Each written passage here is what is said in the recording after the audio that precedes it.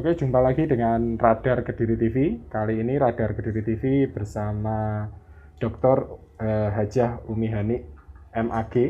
Beliau adalah dosen, ketua prodi di Fakultas Usuluddin dan Dakwah.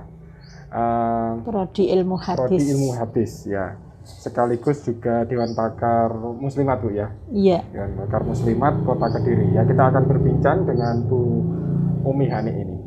Bu Umi, ini dewasa ini kita sering menemui begitu, bahkan di antar umat sendiri itu sering terjadi perpecahan, sering terjadi silang sengketa yang kemudian sebenarnya tidak perlu terjadi karena semuanya umat Islam gitu, semuanya Muslim dan harusnya hidup rukun saling berdampingan. Kira-kira dalam perspektif Bu Umi Hani ini, seperti apa? Bagaimana melihat perbedaan itu sendiri dan seharusnya bagaimana umat menyikapinya? Monggo, Bu. Iya. Jadi begini, Mas. Sebetulnya kita semua itu berbeda. Antara ibu dan anak kadang berbeda, sesama anak berbeda, suami istri berbeda. Tetapi sebetulnya kita ini tidak usah mempermasalahkan perbedaan karena jelas berbeda. Yang perlu kita lakukan adalah persamaan itu kita bina bersama, kita lakukan kegiatan bersama. Mengapa ada konflik itu memang ada istilahnya klaim kebenaran, merasa paling benar. Jadi itu sebetulnya tidak perlu terjadi. Karena Rasulullah sendiri ketika bertanya kepada Allah ketika itu kan umat non-Islam Yahudi itu kan bersepakat kepada Rasulullah, kalau Jumat aku ke masjidmu, kalau Minggu kamu ke tempat ibadahku. Kemudian Allah menjawab melalui ayat itu, surat Al-Kafirun, lakum dinukum waliyadin, bagimu agamamu dan bagiku agamaku. Sehingga dengan ayat ini kita tidak perlu mempermasalahkan perbedaan. Istilahnya sosiologi agama adalah agree and disagreement, berbeda tapi setuju dalam perbedaan. Aku nyaman, kamu nyaman, mereka nyaman, begitu. Karena di Indonesia ini memang majemuk ya. Ada istilah dalam kerukunan beragama itu adalah kerukunan intern umat beragama, kerukunan antar umat beragama, dan kerukunan umat beragama dengan pemerintah. Intern umat beragama itu misalnya dalam Islam antara Muhammadiyah dan NU atau organisasi yang lain. Kemudian antar agama itu misalnya dengan Islam, Kristen, Katolik, Hindu atau Buddha.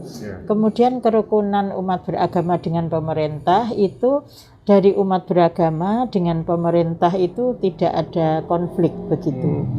Jadi memang perbedaan ini harus kita itu saling menerima begitu ya. Saling menerima dan tidak merasa benar sendiri. Karena masih banyak persamaan-persamaan kita itu ya. Sama-sama penduduk Indonesia, kita ini butuh Indonesia tenang damai. Rasulullah juga ketika di Madinah itu kan terkenal istilahnya piagam Madinah. Piagam Madinah itu ketika Rasulullah hijrah dari Mekah ke Madinah itu adalah di sana kan beraneka ragam.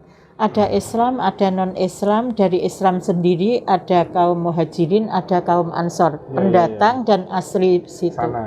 Iya. Tetapi Rasulullah tidak mempermasalahkan perbedaan, juga tidak mengislamkan orang non-Islam. Ketika itu yang dilakukan oleh Rasulullah adalah kesatuan visi misi bahwa damainya Madinah itu dibutuhkan oleh penduduk Madinah. Artinya ketika Rasulullah jadi kepala pemerintahan juga jadi Rasul itu juga sudah bersikap mengenai toleransi dalam kehidupan itu sudah dicontohkan oleh Rasulullah. Bahwa ya Rasulullah itu menyiarkan Islam, beragama Islam. Cuma dalam prakteknya beliau juga menghormati lingkungan yang sudah ada sebelumnya begitu ya. Iya, iya. Jadi beliau sangat akomodatif, beliau sangat toleran begitu. Iya. Bahkan saya pernah dengar cerita itu ketika ada Yahudi yang dimakamkan itu, ketika ada yang mengejek, Rasul bilang, ya itu juga manusia begitu ya. Itu bahkan Yahudi gitu ya. Iya, iya. Bahkan Rasulullah pernah menyuapi Yahudi buta yang ada di pasar itu setiap hari, meskipun Yahudi itu mencaci Rasulullah, tapi dia tidak, karena dia buta, tidak tahu kalau yang menyuapi setiap hari itu adalah Rasulullah. Ketika Rasulullah meninggal, diganti Abu Bakar menyuapinya, itu Yahudi ini bertanya, kok tidak seperti yang nyuapi saya yang lalu, itu halus, itu sabar, tapi kamu kok tidak begitu seperti itu. Akhirnya Abu Bakar kan menyampaikan, yang nyuapi kamu itu sudah meninggal, itu yang kamu caci maki setiap hari itu ya Muhammad itu. Akhirnya Yahudi ini menangis, kemudian dia masuk Islam. Artinya dari Rasulullah juga mencontohkan begitu ya, tidak hanya dengan berkata begitu, tapi juga dengan tindakan-tindakan beliau yang bisa dicontoh sampai sekarang. Kalau di waktu dewasa ini kemudian mengapa sih perbedaan itu meruncing begitu? Apakah karena itu tadi belum setuju di dalam ketidaksetujuan itu, Bu? Seperti apa, Bu? Iya. Artinya menurut beberapa penelitian yang terjadi konflik yang sampai memuncak ketika itu baik di Poso maupun di Madura maupun di Ambon, itu sebetulnya akar masalahnya bukan agama, tapi akar masalahnya adalah perbenturan kepentingan. Ketika kepentingan itu berbentur, maka itu biasanya yang terlihat di permukaan itu agama atau mungkin masalah sosial begitu. Tapi sebetulnya kalau kerukunan beragama itu sudah sejak lama tidak ada masalah. Di daerah kita kan juga banyak yang desa itu separuh-separuh Islam dan non-Islam. Misalnya di Wonoasri, Kecamatan Grogol, kemudian ada beberapa daerah yang seperti itu. Itu ya sudah berdamping lama, tidak ada masalah. Di Tanon Kecamatan Papar itu malah ada 5 agama. Saya pernah penelitian di sana setahun pada waktu 2006 itu menyelesaikan disertasi. Saya mengikuti saya mengikuti di sana itu rukun sekali. Bahkan pemuka agama, elit agama itu pernah satu mobil dengan saya ingin mengetahui sikap mereka terhadap perbedaan itu. Sama sekali mereka tidak berbeda. Bahkan yang dari non-Islam itu memanggil yang Islam, Kang, lek nggonmu dibaan kuwi nggonku ngene iki. Jadi tidak ada jarak sosial sama sekali. Akrab, mereka itu akrab. Jadi yang artinya ketika sebenarnya ada contoh nyata gitu kan. Di betul. Desa Tanon ya, Bu. Tanon Kecamatan Papar. Kabupaten Kediri. Iya. Di situ itu luar biasa, Mas. Kalau waktunya hari rayanya Hindu itu ogoh-ogoh jalan itu yang menyiapkan aqua di gawang-gawang rumah itu orang Islam. Kalau orang Islam itu Isra Mi'raj atau Maulid, itu yang main musik itu dari non-Islam. Iya, sudah biasa. Artinya ketika berbenturan itu ya biasanya justru malah bukan karena agama, tapi karena kepentingan atau karena politik atau karena masalah yang lain. Iya. Artinya sebenarnya kerukunan itu contohnya ada di mana-mana gitu kan. Betul. Termasuk di sekitar kita itu orang yang berbeda, dan sudah pastilah kita itu berbeda begitu. Berbeda.